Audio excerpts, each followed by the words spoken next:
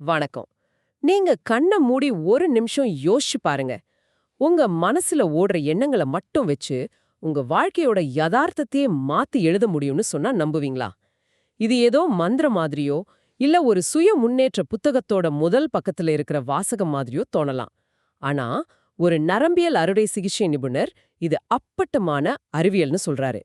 இன்னைக்கு doctor James R டாட்டியோட mind magic புத்தகத்தை வச்சு மேனிஃபெஸ்டேஷன் அப்படிங்கிற விஷயத்தோட நரம்பியல் பின்னணிய ஆழமா அலசப் போறோம்.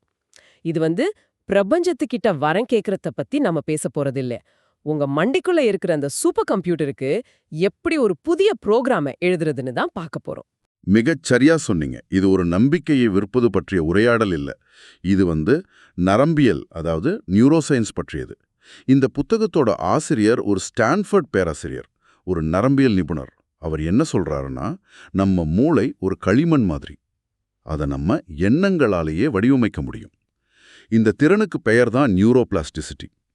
நாம மேனிஃபெஸ்டேஷன் சொல்றது இந்த நியூரோபிளாஸ்டிசிட்டியை நமக்கு சாதகமா ஒரு நோக்கத்தோட பயன்படுத்துற ஒரு பயிற்சி தான். ஒரு நிமிஷம். மேனிஃபெஸ்டேஷன் என்ற வார்த்தையை கேட்ட உடனே பலருக்கும் தி சீக்ரெட் மாதிரி புத்தகங்கள் தான் ஞாபகத்துக்கு வரும். ஆமா, அதுதான் வரும். பிரபஞ்சத்திடம் கேளுங்கள், அது உங்களுக்கு கொடுக்கும்ங்கிற மாதிரி. அப்போ நீங்க சொல்றதுக்கும் அதுக்கும் என்ன பெரிய வித்தியாசம்? இதுதான் இந்த உரையாடலோட மிக முக்கியமான புள்ளி. அந்த புத்தகங்களுக்கும் இதுக்கும் மலைக்கும் மடுவுக்குமான வித்தியாசம் இருக்கு. இந்த புத்தகம் ஆரம்பத்திலே ஒரு விஷயத்த ரொம்ப தெளிவா சொல்லுது. மேற்கோள் காட்டி சொல்லணும்னா, பிரபஞ்சம் உங்களைப் பற்றி கவலைப்படுவதில்லை. இந்த ஒரு வரி அந்த பழைய நம்பிக்கைகளை மொத்தமா உடைக்குது. ஓ, அப்போ சக்தி வெளியில இருந்து வரல, அது உங்களுக்குள்ளதான் இருக்கு. மேனிஃபெஸ்டேஷன் என்பது ஒரு தெளிவான நோக்கத்தை உருவாக்கி அதை உங்க ஆழ்மனதுல ஆழமா பதிய வைக்கிறது. இப்படி செய்யும்போது உங்க மூளையில இலக்கை நோக்கிய செயல்பாடுகளுக்கு பொறுப்பான நரம்பியல் வலைப்பின்னல்கள், அதாவது நியூரல் நெட்வொர்க்ஸ் தூண்டப்படுது. அதுக்கப்புறம் உங்க ஆழ்மனம் அந்த இலக்கை அடைய 24 மணி நேரமும் பின்னடியில வேலை செய்ய ஆரம்பிக்குது. அப்ப இது நம்ம மூளைக்கு ஒரு புதுசா ஒரு ஆபரேட்டிங் சிஸ்டம் இன்ஸ்டால் பண்ற மாதிரி. ஆமா, கரெக்ட். நம்மளோட கவனம் சிதறாம ஒரே ஒரு இலக்கை நோக்கி வேலை செய்ய வைக்கிறதுக்கு. கிட்டத்தட்ட அப்படிதான். உண்மையில நாம எல்லாருமே அறியாமலேயே எதையாவது மேனிஃபெஸ்ட் பண்ணிக்கிட்டு தான் இருக்கோம். அப்படியா? ஆமா. அத நம்ம எண்ணங்கள் சிதறி இருக்கிறதால பெரும்பாலும் நமக்கு வேண்டாத விஷயங்களை தான் இருக்கிறோம். சொல்லப்போனா கவலைப்படுறது கூட ஒரு விதமான மேனிஃபெஸ்டேஷன் தான். நீங்க எதை நடக்கக்கூடாதுன்னு தீவிரமா நினைக்கிறீங்களோ அதை நோக்கி உங்க மூளையை தயார்படுத்துறீங்க. இந்த நுட்பம் அந்த சக்தியை உங்க கட்டுப்பாட்டுல எடுத்து உங்களுக்கு வேண்டிய வாழ்க்கையை நோக்கி செலுத்துறது எப்படின்னு சொல்லிக் கொடுக்குது. இது கேட்கவே ரொம்ப சுவாரஸ்யமா இருக்கு. சரி, நம்ம மண்டைக்குள்ள என்னதான் நடக்குது? இந்த மொத்த செயல்பாட்டையும் இயக்குற ஒரு நிர்வாக குழு மாதிரி நம்ம மூளைக்குள்ள ஏதாவது இருக்கா? அருமையான கேள்வி. கற்பனை பண்ணிக்கோங்க, உங்க மூளை ஒரு பெரிய நிறுவனத்தின் தலைமையகம். அங்க ஒரு 4 பேர் கொண்ட நிர்வாக குழு இருக்கு. அவங்க தான் எல்லாத்தையும் தீர்மானிக்கிறாங்க. முதலாள வரது இயல்புநிலை நெட்வொர்க், அதாவது டிஃபால்ட் மோட் நெட்வொர்க், சுருக்கமா டிஎம்என். இருக்கும்போதெல்லாம் மனசுல ஓடுற தொடர்ச்சியான சிந்தனை, கடந்த காலத்தை பற்றிய வருத்தம், எதிர்காலத்தை பற்றிய கவலை, சுய விமர்சனம்னு எல்லாத்துக்கும் இவர்தான் காரணம். சுருக்கமா சொன்னா இவர்தான் உங்க உள் விமர்சகர். ஓ, அப்போ ராத்திரி தூங்க போறதுக்கு முன்னாடி நாளைக்கு நடக்க போற ஒரு முக்கியமான மீட்டிங்க பத்தி மனசுல ஓடிட்டே இருக்குமா? தேவையில்லாத கவலை, பயம், தப்பா பேசிட்டா என்ன பண்றதுன்னு. அதுதான் இந்த டிஎம்என்னோட வேலையா? மிகச்சரியாக பிடித்து கொண்டீர்கள். 100% அதுதான் டிஎம்என். மேனிஃபெஸ்டேஷன் பயிற்சியோட முதல் மற்றும் முக்கியமான படி இந்த உள் விமர்சகரோட சத்தத்தை குறைக்கிறது தான். அவர் கத்திக்கிட்டே இருந்தா நிறுவனத்தோட உண்மையான சிஇஓவால எந்த வேலையும் செய்ய முடியாது. சரி, அப்போ முதல் படி நம்மளோட உள் விமர்சகரை அமைதிப்படுத்துறது. இதுவே ஒரு பெரிய சவால் மாதிரி தெரியுதே. சரி, அவர் அமைதிப்படுத்திட்டோன்னு வச்சுக்கலாம். அடுத்து யாரு கள இறங்குறா? அந்த உள் விமர்சகர் அமைதியான உடனே நிறுவனத்தோட உண்மையான தலைவர், அதாவது செயல்திறன் network, central executive network, CEN கட்டுப்பாட்டை எடுத்துக்குவார். சிஇஎன்? ஆமா, இவர்தான் உங்க மூளையோட சிஇஓ. முடிவெடுப்பது, திட்டமிடுவது, ஒரு இலக்கின் மீது கவனத்தை குவிப்பது, சிக்கல்களை தீர்ப்பதுன்னு எல்லா முக்கியமான வேலைகளையும் இவர்தான் பார்ப்பாரு. டிஎம்என் செயல்படும் போது இந்த சிஇஓ செயலற்று இருப்பாரு. டிஎம்என் அமைதியாகும் போது சிஇஓ முழு வீச்சில் இயங்க தொடங்குவார். ஓகே, சிஇஓ ஆபீஸ்க்குள்ள வந்துட்டாரு. ஆனா அவருக்கு முன்னாடி 100 ஃபைல் இருக்கு. இதுல எது முக்கியம் இல்லைன்னு அவருக்கு எப்படி தெரியும்? எதை நோக்கி வேலை செய்யணும்னு அவருக்கு யார் சொல்லுவா? அங்கேதான் நம்ம நிர்வாக குழுவோட 3வது ஆள் வர்றாரு. முக்கியத்துவ நெட்வொர்க், சேலியன்ஸ் நெட்வொர்க். சேலியன்ஸ் நெட்வொர்க். இவரை ஒரு ஃபில்டர் அல்லது நிறுவனத்தோட கேட் கீப்பர்னு சொல்லலாம். வெளியிருந்து வர்ற கோடிக்கணக்கான தகவல்கள்ல எது சிஇஓவோட கவனத்துக்கு போகணும், எது தேவையில்லாத குப்பைன்னு இவர் தான் முடிவு பண்ணுவாரு. உங்க நோக்கங்கள் உங்களுக்கு உண்மையிலே முக்கியம்னு இந்த நெட்வொர்க்கு நீங்க பயிற்சி கொடுத்தா அது சம்பந்தப்பட்ட எல்லா வாய்ப்புகளையும் தகவல்களையும் வடிகட்டி உங்க சிஇஓ கிட்ட கொண்டு போய் சேர்க்கும். அப்போ மிச்சம் இருக்கிற 4வது ஆள் அவர் கவன நெட்வொர்க், அட்டென்ஷன் நெட்வொர்க், ஏஎன். இவர் ஒரு சக்தி வாய்ந்த ஸ்பாட்லைட் மாதிரி. முக்கியத்துவ நெட்வொர்க் எதை முக்கியம்னு சொல்லுதோ அதன் மீது முழு கவனத்தையும் செலுத்தி சிதறாம பாத்துக்கிறது தான் இவரோட வேலை. அப்போ டிஎம்என்ன அமைதிப்படுத்தி சிஇஓவை எழுப்பி எஸ்என் அதாவது ஃபில்டருக்கு எது முக்கியம்னு சொல்லி ஏஎன் அந்த ஸ்பாட்லைட் மூலமா அது மேல கவனத்தை குவிக்கிறது தான் இந்த முழு ஆட்டமும். சரியா சொன்னீங்க. இதுதான் அந்த ஃபார்முலா. ஆனா இத நடைமுறையில எப்படி செய்யறது? இந்த டிஎம்என்ல இருந்து சிஎன்க்கு எப்படி மாறுறது? அதுக்கு நம்ம நரம்பு மண்டலத்தை எப்படி பயன்படுத்தணும்? இப்போதான் விஷயத்தோட மையத்துக்கு வர்றோம். நம்ம எல்லாருக்கும் போராடு அல்லது தப்பித்து ஓடு நிலை தெரியும். Fight or flight. ஆமா, மன அழுத்தத்தில் இருக்கும்போது நம்ம சிம்பத்தட்டிக் நரம்பு மண்டலம் செயல்படும். அப்போ இருதய துடிப்பு அதிகமாகும், சுவாசம் வேகமாகும், நம்ம மூளை உயிர் பிழப்பது மட்டும்தான் யோசிக்கும். அந்த நேரத்துல நம்ம சிஇஓ வேலை செய்ய மாட்டாரு, உள் விமர்சகர் தான் கத்திக்கிட்டு இருப்பாரு. ஆனா இதுக்கு நேர் எதிரானது தான் பாராசிம்பத்தட்டிக் நரம்பு மண்டலம். இது ஓய்வீடு மற்றும் ஜீரணி நிலை.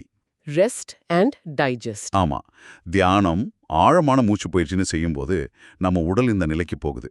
அப்போதான் உள் விமர்சகர் அமைதியாகி நம்ம சிஇஓ கட்டுப்பாட்டு எடுத்துக்கிறார். அந்த அமைதியான தெளிவான மனநிலையில தான் ஆழ்மனதுல நோக்கங்களை பதிய வைக்க முடியும். நம்ம மனசை அமைதிப்படுத்தி மூளையோட சிஇஓவை கண்ட்ரோல் எடுக்க வச்சுட்டோம். இப்போ அந்த சிஇஓ ஒரு காலி ஆபீஸ்ல உட்கார்ந்துட்டு இருக்காரு.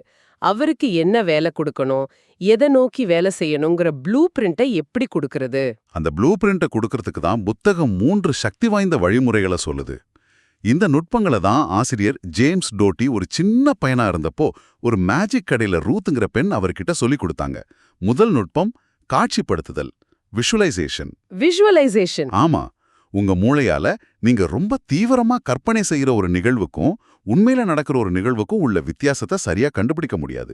ரெண்டுக்குமே ஒரே மாதிரியான நரம்பியல் பாதைகள் தான் தூண்டப்படுது. ஆனா இந்த காட்சிப்படுத்துதல் விஷயத்த நிறைய பேர் முயற்சி செஞ்சு தோத்து போறாங்களே. மணிக்கணக்கா விஷன் போர்டு செஞ்சு ஒட்டி வச்சிருப்பாங்க, ஆனா எதுவும் நடக்காது. இந்த புத்தகம் படி அவங்க என்ன தப்பு பண்றாங்க? அருமையான கேள்வி. அதுக்கு பதில் தான் 2வது நுட்பம், மதிப்பு குறியிடுதல், வேல்யூ டேகிங். Value taking. ஆமா, ஒரு விஷயத்த வெறும் படமா பார்ப்பதும் போதாது. அதனுடன் ஒரு வலுவான நேர்மறையான உணர்ச்சியை இணைக்க வேண்டும். உதாரணத்துக்கு, உங்களுக்கு ஒரு புதிய கார் வேணும்னா அந்த காரோட படத்தை மட்டும் பார்க்கறது பத்தாது. அந்த புது காரோட வாசனை, ஸ்டீரிங்கை பிடிக்கும்போது உங்க கையில வர அந்த உணர்வு, முதல் முறையா அதை ஓட்டும்போது உங்க மனசுல வர அந்த துள்ளலான சந்தோஷம், இதையெல்லாம் உண்மையிலேயே நீங்க உணரணும். அந்த உணர்ச்சி தான் உங்க மூளைக்கு, ஹே இதுதான் நமக்கு வேணும், இது ரொம்ப முக்கியம், இது மாதிரி இன்னும் தேடுன்னு சொல்ற சிக்னல். அப்படி உணரும்போது டோபமைன், செரோட்டனின் போன்ற மகிழ்ச்சி ஹார்மோன்கள் சுரக்குது. அப்போ உங்க முக்கியத்துவ நெட்வொர்க், அந்த சேலியன்ஸ் நெட்வொர்க், அந்த நோக்கத்துக்கு ஒரு விஐபி குறியீடை கொடுத்து அதை அடைய தேவையான வாய்ப்புகளை உங்க கவனத்துக்கு கொண்டு வர ஆரம்பிக்குது. அடேங்கப்பா, அப்போ நம்ம மூளைக்கு நிஜத்துக்கும் தீவிரமான கற்பனைக்கும் வித்தியாசம் தெரியாதுங்கிறது தான் இதோட அடிப்படை. வெறும் படத்தை பார்க்காம அந்த அனுபவத்தோட உணர்ச்சியும் சேர்த்தா மூளை அது ஒரு உண்மையான நிலைவா பதிவு பண்ணிக்குது. இது கேட்கவே ஒரு வித ஹிப்னோசிஸ் மாதிரி இருக்கே. மிகச்சரி. 3வது நுட்பம் அதுதான். இந்த முழு செயல்முறையும் ஒரு வித சுய ஹிப்னாசிஸ், செல்ஃப் ஹிப்னாசிஸ் போன்றது. நீங்க உங்க உள் விமர்சகரோட சத்தத்தை குறைச்சி உங்க ஆழ் மனதோட சக்தியை நேரடியா பயன்படுத்துறீங்க. இது ஒரு சாதாரண சக்கர மாத்திரைய சக்திவான மருந்துன்னு நம்பி எடுத்துக்கும் போது உடல்ல ஏற்படுற மருந்து போலி விளைவை, அதாவது பிளிசிபோ எஃபெக்டை போன்றது. ஓ, உங்க நம்பிக்கை உங்க ஆழ்மனதின் மூலம் உங்க உடல் யதார்த்தத்தையே மாற்றுது. நீங்க உங்க இலக்கை அடைஞ்சிட்டீங்கன்னு உங்க ஆழ்மனதை நம்ப வச்சுட்டா அது அந்த யதார்த்தத்தை உருவாக்குறதுக்கான வழிகளை தேட ஆரம்பிச்சிடும். ஓகே, இது ஒரு நம்ப முடியாத அளவுக்கு சக்தி வாய்ந்த ஒரு கருவி. ஆனா எந்த ஒரு கருவியையும் போலவே இதை எப்படி பயன்படுத்துறோங்கிறது ரொம்ப முக்கியம் இல்லையா? ஒரு கருவியை வச்சு ஒரு வீட்டையும் கட்டலாம், ஒரு சிறைச்சாலையையும் கட்டலாம். ஆசிரியரோட சொந்த வாழ்க்கை கதை இத பத்தி ஒரு முக்கியமான பாடத்தை சொல்லி கொடுக்குதுன்னு நினைக்கிறேன். ஆமாம், அது ஒரு மிக அழுத்தமான எச்சரிக்கை கதை.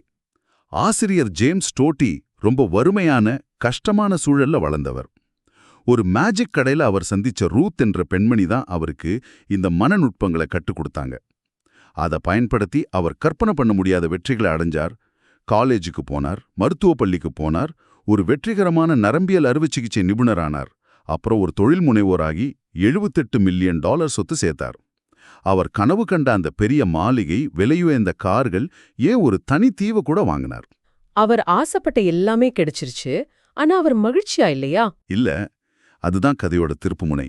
அந்த மாபெரும் மாளிகையில எல்லா வசதிகளோடையும் தனியா இருந்தப்போ அவர் தன் குடும்பத்தை இழந்து, நண்பர்களை இழந்து, எல்லாம் இருந்தும் ஒரு பயங்கரமான வெறுமையை உணர்ந்தார். அப்போதான் அவருக்கு ஒரு விஷயம் புரிஞ்சுது. என்ன? அவர் ஒரு வீட்டை உருவாக்க ஆசைப்பட்டார். ஆனால் அவர் உருவாக்கியது வெறும் ஒரு மாளிகையை மட்டும்தான். நுட்பத்தை சரியா பயன்படுத்தினாலும் அவர் இதயபூர்வமான உண்மையான நோக்கத்தை மறந்துட்டார். பொருள் சார்ந்த வெற்றியை மட்டும் குறிக்கோளாக வைப்பது உண்மையான நிறைவை தராது என்பதற்கு அவரோட வாழ்க்கையே ஒரு சக்தி வாய்ந்த உதாரணம். அப்படியானால் இதன் சாராம்சம் என்ன? நரம்பியல் பார்வையில மேனிஃபெஸ்டேஷன் என்பது ஒரு மந்திரம் இல்ல. அது உங்கள் மூளையின் வளங்களை ஒருமுகப்படுத்துற பயிற்சி செய்யக்கூடிய ஒரு திறன். இது உங்க நியூரோபிளாஸ்டிசிட்டிய, அதாவது உங்க மூளையின் வடிவமைப்ப நீங்களே இயக்குவது பற்றியது.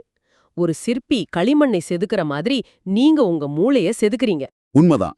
ஆனால் உண்மையான சவால் இந்த நுட்பத்தை கற்றுக்கொள்வதில் மட்டுமல்ல, எது உண்மையிலே விரும்புவதற்கு தகுதியானது என்பதை கண்டறிவதில்தான் இருக்கு. உங்க அகங்காரத்துக்கு என்ன வேணும், அடுத்தவங்க முன்னாடி பெருமையா காட்டிக்கிறதுக்கு என்ன வேணுங்கிறத விட, உங்க இதயம் உண்மையிலே எதை தேடுது, எது உங்களுக்கு உண்மையான நிறைவையும் மகிழ்ச்சியும் கொடுக்குன்னு தெளிவடைவதுதான் இந்த பயணத்தோட முதல் மற்றும் மிக முக்கியமான படி. இந்த உரையாடுதலின் முடிவில் உங்களுக்காக ஒரு சிந்தனை. எதிர்காலத்தில் நீங்கள் எதை உருவாக்க விரும்புகிறீர்கள் என்று யோசிப்பதற்கு முன்பு ஒரு கணம் நில்லுங்கள். உங்களுடைய தற்போதைய ஆழ்மனதின் புரோகிராமிங், உங்களுடைய இயல்பான கவனச்சிதறல்கள், உங்களுடைய தினசரி கவலைகள், இவற்றின் அடிப்படையில் உங்க மூளை இப்பொழுதே உங்க வாழ்க்கையில எதை மேனிஃபெஸ்ட் செய்து கொண்டிருக்கிறது? பதில் உங்களை ஆச்சரியப்படுத்தலாம்.